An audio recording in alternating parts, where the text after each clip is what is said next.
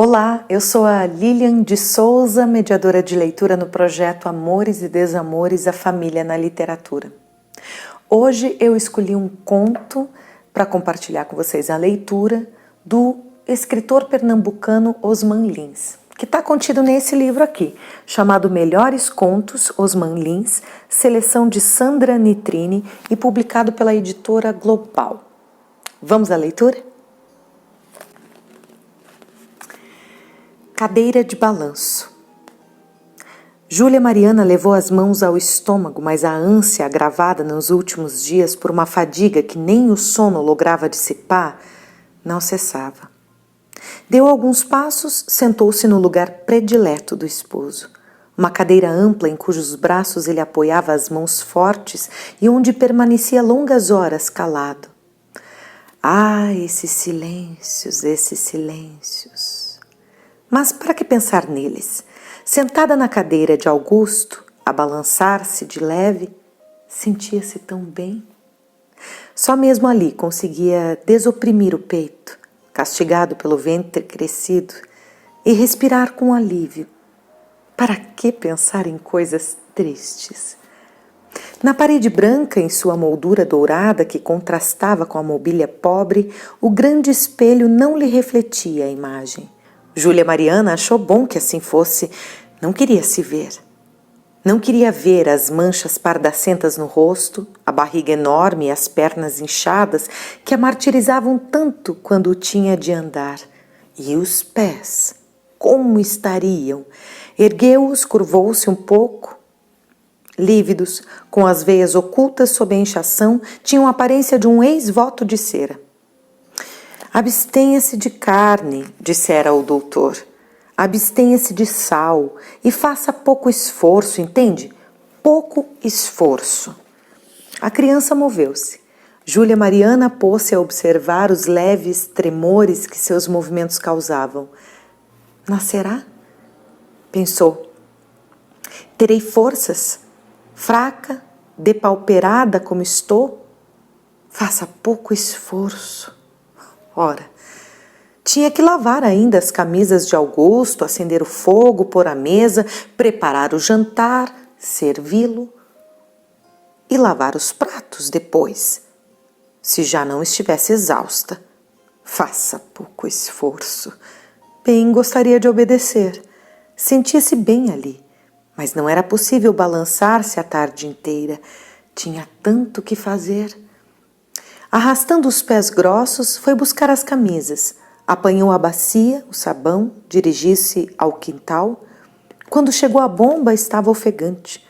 Apoiou-se à alavanca. No alto, sobre o quintal feio e sujo, brilhava o calmo sol das 4 horas. Grandes nuvens claras passavam, tão vagarosas que mal se notava o seu vôo. Uma mulher, nas vizinhanças, batia roupa e cantarolava. Ah, lembrou-se Júlia Mariana, é tão bom cantar. Nunca mais cantei.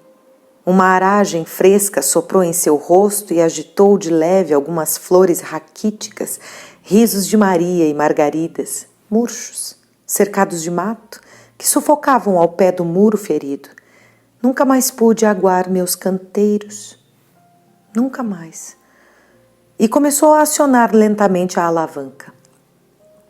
A cada vai-vem, sua respiração tornava-se mais difícil e mais exaustiva a tarefa, até que sua cabeça pareceu flutuar, num giro silencioso que foi morrendo e cessou. Baixou-se, mergulhou as mãos na água. Tinha que lavar as camisas. Mais tarde, se não as encontrasse no arame, Augusto ficaria aborrecido e haveria de perguntar-lhe o que andara a fazer a tarde inteira. E já bastava o afastamento dele, que aumentava sempre, desde que a cintura dos vestidos... Ora, para que pensar em coisas tristes? Mas como lhe doíam as pernas, como era difícil o equilíbrio...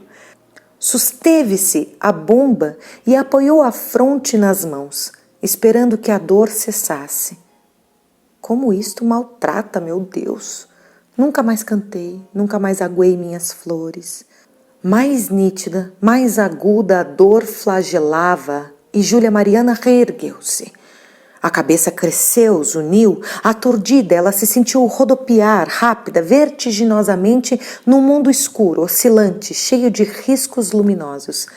Estendeu os braços, segurou-se à alavanca, teve a impressão de que o ferro se curvava, de que cedia ao peso de seu corpo. Meu Deus, amparai-me! Voltou para dentro, devagar, tornou à sala de frente. Sentou-se outra vez na cadeira de Augusto e recomeçou a balançar-se. Em breve, olhos fechados, a boca entreaberta, deliciava-se com antigas e amáveis lembranças. Certo baile, momentos do noivado, uns sequilhos que sua mãe sabia preparar. Ah, era bom estar sentada ali. E como estava silenciosa à tarde, e que sossego tão grande havia no mundo. Mas que trabalho fizera para merecer essa recompensa? Não fizera o jantar? Não lavara as camisas? E quando ele chegasse... Quando chegasse, iria reclamar. Não responderia, não diria uma palavra, e mais tarde, quando morresse, ele teria remorso, se arrependeria de tudo. Quando eu estiver morta nesta sala... Mordeu a polpa do polegar, fixou no ventre os pequenos olhos encovados. O remorso passaria logo. Não faltavam mulheres. Ele se casaria novamente. E seus cabelos, suas mãos, até aqueles silêncios enormes que tanto a incomodavam, tudo pertencia a outra. Oh, meu Deus, fazei com que eu viva, fazei com que ele me queira novamente, dai-me forças e eu farei, só para vós, um canteiro de cravos, ou rosas brancas, ou lírios. Mas quem a ouviria? Como chegaria aos céus uma súplica muda e quem sabe se impura? E depois todas as flores pertenciam a Deus. Ela não tinha o que dar, não tinha o que oferecer. Inclinou o rosto e começou a chorar. Quando Augusto voltou, o pranto cessara, mas seus olhos ainda estavam vermelhos. Sem olhá-la, ele jogou ao sofá um jornal e o chapéu, tirou o paletó, a gravata e pendurou-os num gancho. Era o ritual da chegada. Abriu a janela, apanhou o jornal, tocou no ombro da mulher.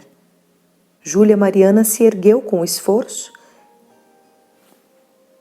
e ele ocupou o lugar.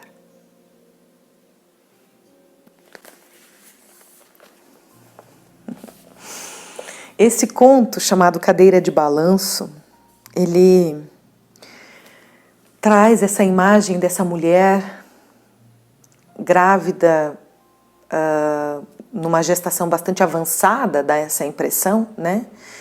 E que o tempo inteiro, mesmo estando sozinha em casa, fica se cobrando por não estar conseguindo executar as tarefas que ela acha que cabem a ela e que, se ela não as fizer, vai gerar um incômodo e um julgamento ruim de seu marido para com ela, o que fará com que ele perca ainda mais o interesse por ela.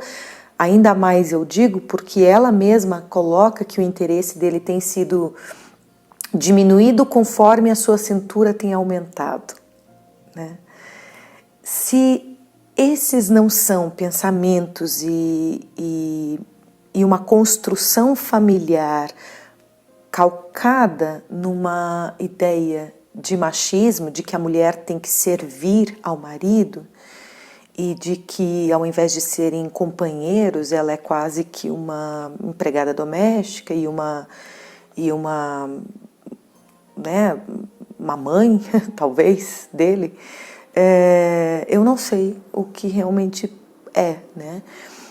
Imaginem o lugar onde ela se sente confortável e que pode fazer com que as dores que ela tem sentido justamente pela gestação avançada se diminuam, se dissipam, é a tal da cadeira de balanço, mas aquele lugar é o lugar especial do marido. Portanto, quando ele chegou, por mais que ela esteja em frangalhos, por mais que ela esteja com dores, ele apenas faz o gesto de colocar a mão no ombro dela e ela se levanta para dar o lugar ao marido. Bom, esse texto ele pode gerar muitas discussões e é uma imagem muito bonita, porém muito triste, desta mulher, dessa Júlia que está lá, vivendo todos esses dramas com medo de ser rejeitada, né? Eu deixo aqui como indicação de leitura para vocês esse escritor maravilhoso, pernambucano, Osman Lins, que tem uma vasta produção literária, riquíssima, cheia de imagens. E que esse livro aqui, esse conto está nesse livro aqui, chamado Melhores Contos, Osman Lins, seleção da Sandra Nitrini e publicado pela Editora Global. Tenham todos uma excelente leitura, espero que tenham gostado dessa dica e até uma próxima oportunidade.